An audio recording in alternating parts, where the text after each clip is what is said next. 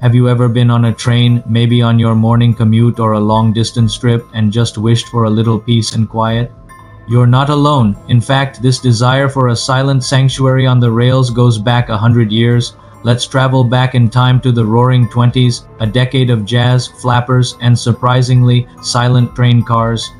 In the 1920s, train travel was the backbone of America. It was how people moved, how business got done, and how the country stayed connected. But as more and more people packed into these iron horses, a new problem emerged: noise. Imagine it, a car full of chattering passengers, crying babies, enthusiastic salesmen practicing their pitches, and maybe even a live chicken or two. It was chaotic.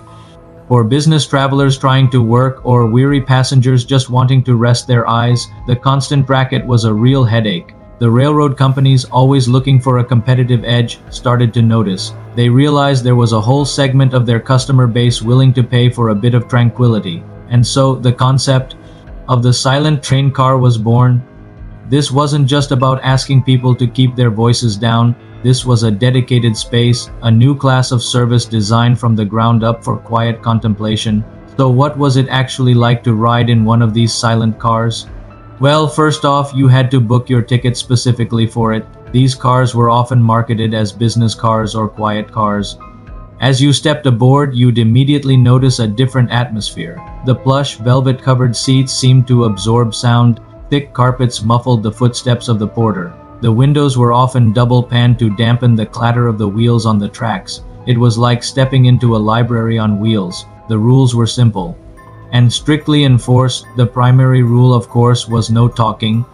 If you absolutely had to speak to a companion or the conductor, you did so in a hushed whisper. Reading was encouraged. Many of these cars had their own small lending libraries, stocked with the latest novels, magazines, and newspapers. Passengers would settle in for a long journey, lost in a book, with only the gentle sway of the train and the distant whistle as their soundtrack. It was an oasis of calm.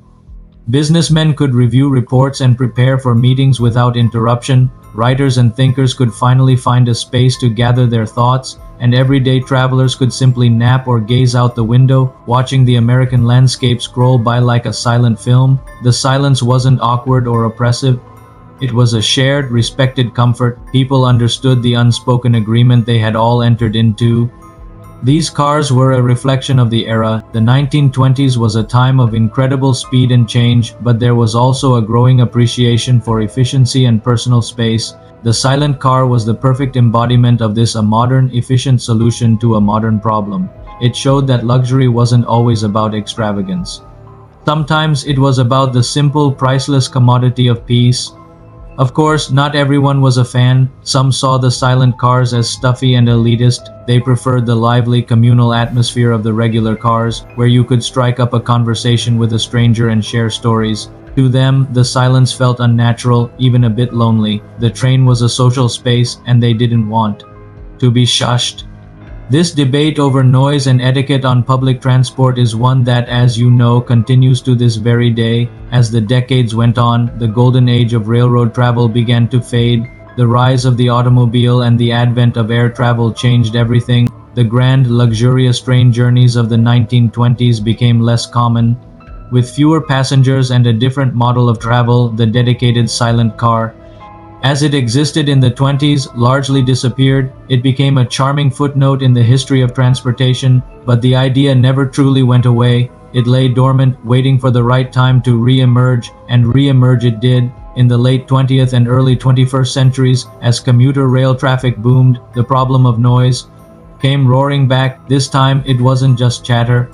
It was the beep and chime of cell phones, the tinny sound from headphones, and loud personal phone calls. Once again, commuters and travelers began to crave a quiet space, and railroad companies like Amtrak in the United States and various services across Europe and Asia listened. They reintroduced the quiet car. The rules are strikingly similar to their 1920s counterparts. No cell phone conversations, keep all devices on silent, and speak only in whispers. The tradition of a mobile sanctuary had been reborn for a new generation. The reaction today is just as mixed as it was a century ago. For every passenger who gratefully settles into a quiet car seat, there's another who accidentally takes a loud phone call and gets a flurry of angry glares.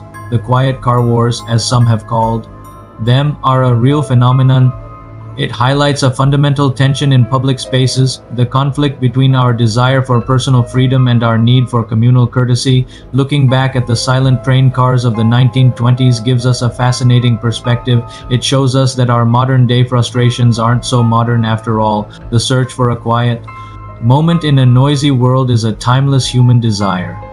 Those early railroad pioneers understood something fundamental about travel. The journey itself is part of the experience, and for many, a better journey is a quieter one. So the next time you find yourself on a train, take a moment to think about this history. Whether you're in a designated quiet car or just a regular one, it's a reminder of the long-standing, unspoken social contracts we navigate every day.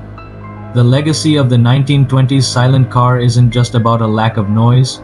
It's about a shared respect for the space we occupy together, even when we're all just quietly on our own. It's a beautiful, simple idea that has stood the test of time, rolling on down the tracks of history. Thanks so much for watching. What do you think?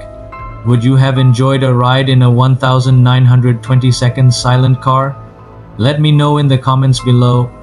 And if you enjoyed this trip back in time, don't forget to like this video and subscribe for more stories. See you next time.